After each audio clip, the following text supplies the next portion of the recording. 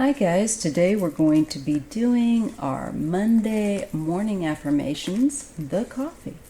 So good morning, welcome.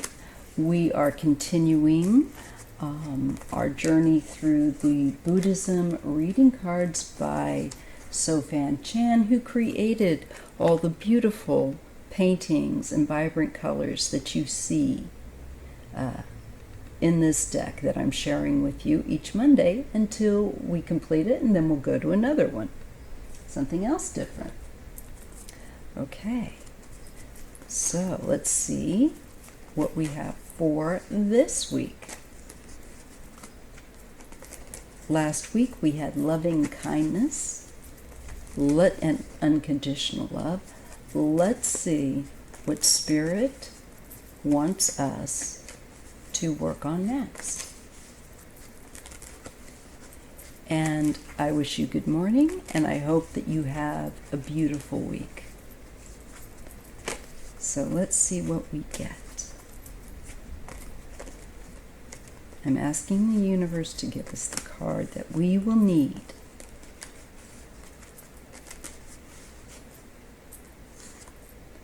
I am getting the card of pure thought.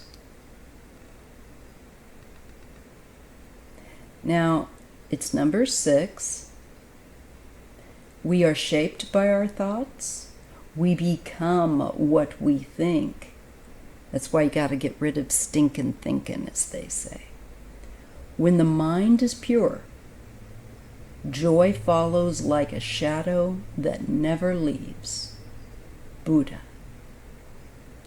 Look deep into your heart and question the motivation for your thoughts, as well as their truthfulness. Do they lead to happiness?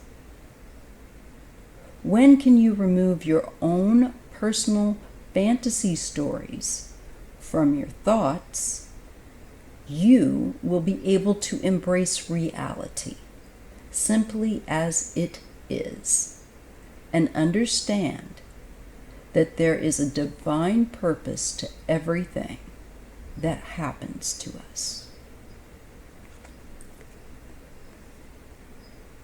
Again, more beautiful. I really love this artwork by Sofan.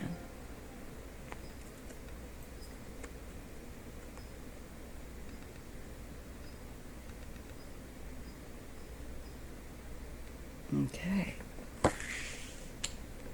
So now I'm going to read you the extra that comes with the booklet. Okay, here is the little write-up, all right, for pure thought. It is the second noble eightfold path. We are shaped by our thoughts. We become what we think. When the mind is pure, joy follows like a shadow that never leaves. Buddha.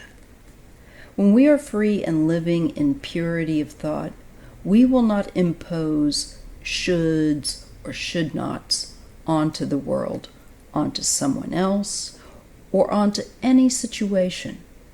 Whenever we speak of what should or shouldn't be, we are in denial of reality. In fact, we are trying to change reality in accordance with our expectations and attachment to outcome.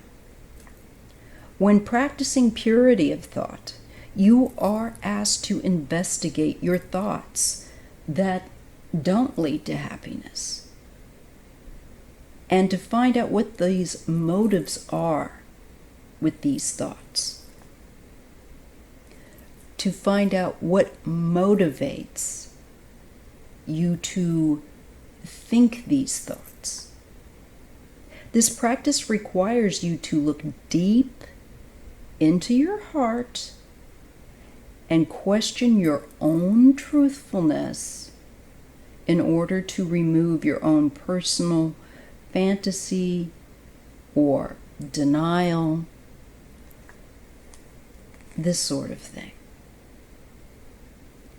Only then will you simply embrace reality as what it is and see what has happened as for the best. Yes, baby bear, you will stop struggling against reality and experiencing the frustration and the delusion. You can simply be yourself, loving, kind, and fearlessly accepting of what life presents to you. As the truth of reality meets the purity of thought in your own practice, you will discover that every moment in your life that is unfolding has something to teach you, and that everyone who comes your way is there to assist you to learn a greater lesson. Life is both precise and precious.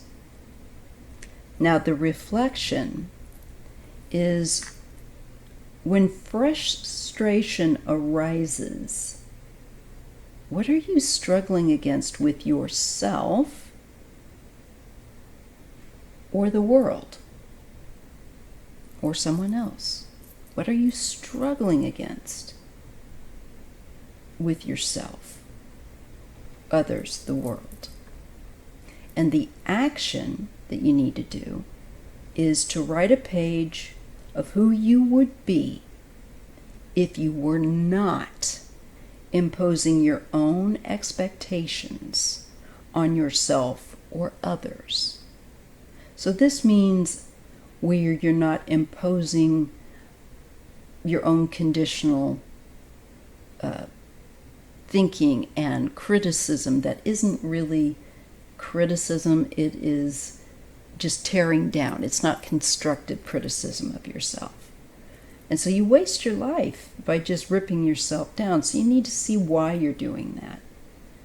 And I think it would be really important to write about how you would be feeling